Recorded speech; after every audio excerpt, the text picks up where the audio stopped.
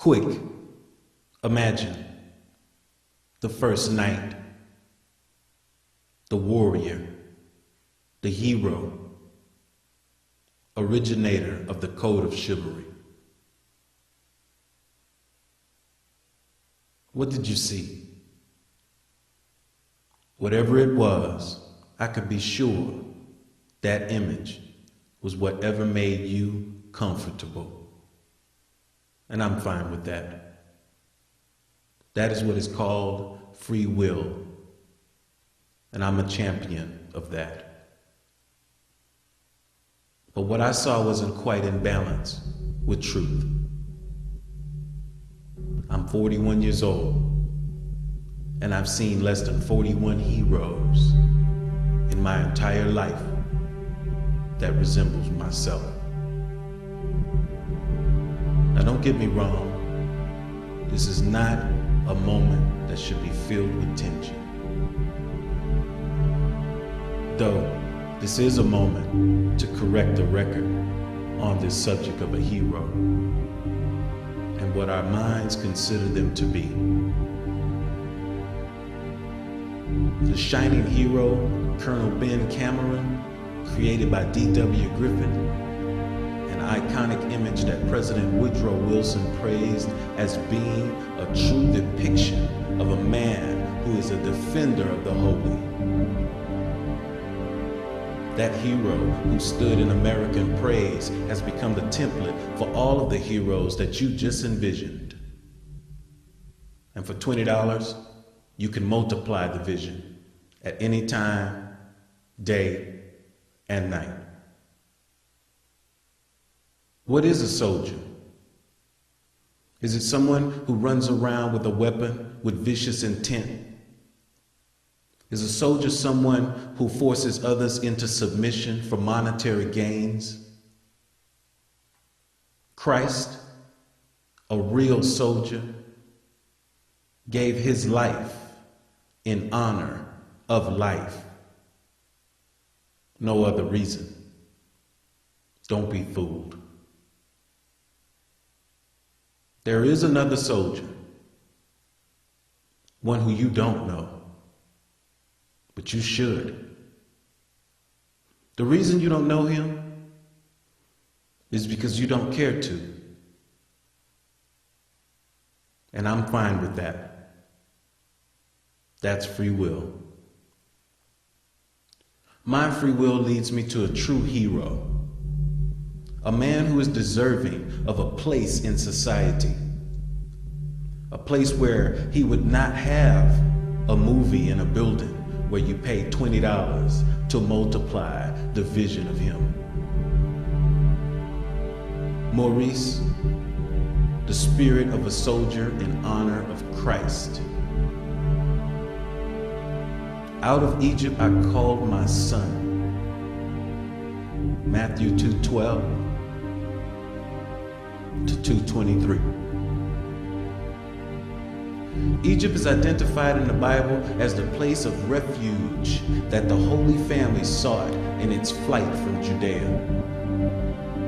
When Joseph arose, he took the young child Yeshua and his mother by night and departed for Egypt, so that the child may be hidden amongst its people.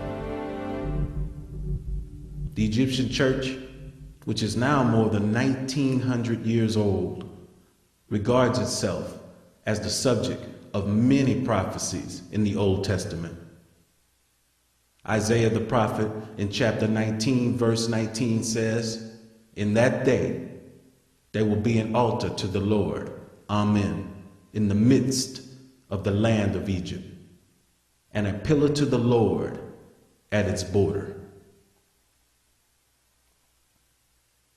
SaintMaurice was the leader of Egypt's first Christian legion, the legendary Roman Legion of Thebes, the home of Amen's temple.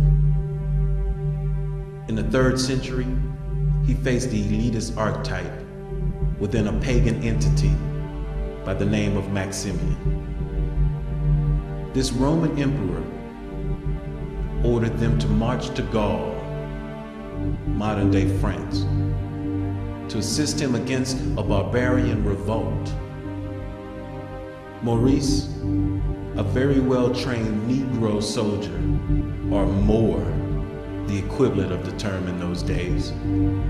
When Maurice and his legion arrived in Gaul, the revolt was crushed.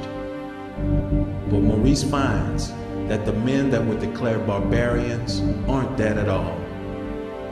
The Roman emperor had ordered the deaths of Christians. And this overwhelming injustice was called for him, Maurice, to question his allegiance to Rome and Maximian. Upon his return to the emperor, who at the time was also considered a religious figure, Maurice and his legion was ordered to bow to the leader, who had declared himself a god.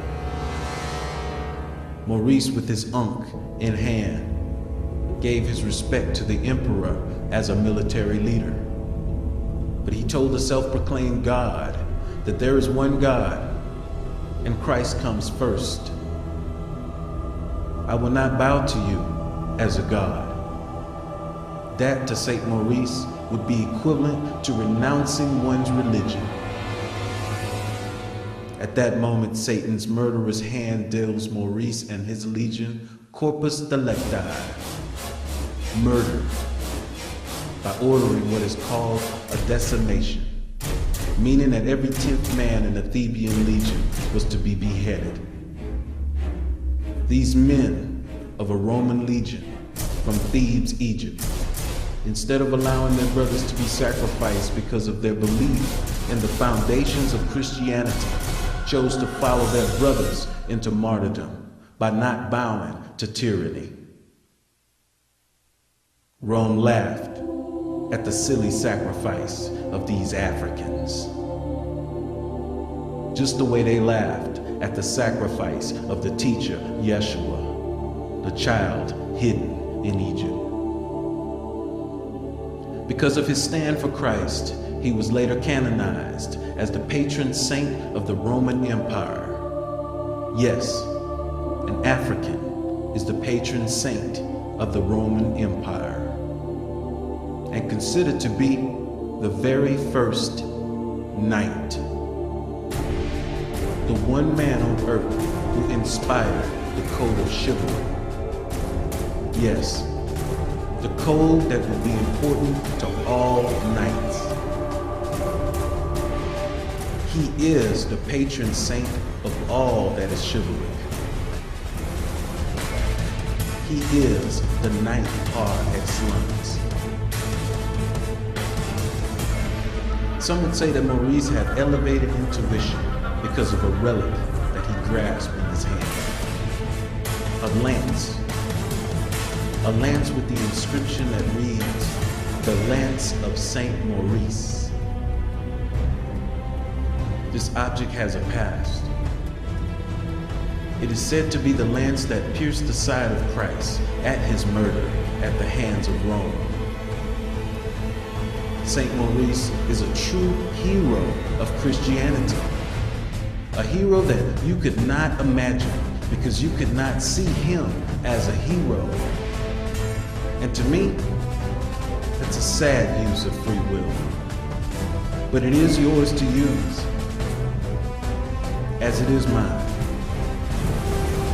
So when I close my eyes and imagine a hero, two men who look like me come to mind.